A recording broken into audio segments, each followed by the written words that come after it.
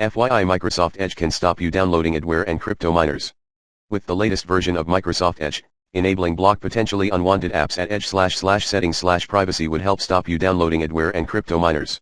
Learn more at https://docs.microsoft.com/n-us/windows/security/threat-protection/intelligence/criteria #potentially-unwanted-application-PUA.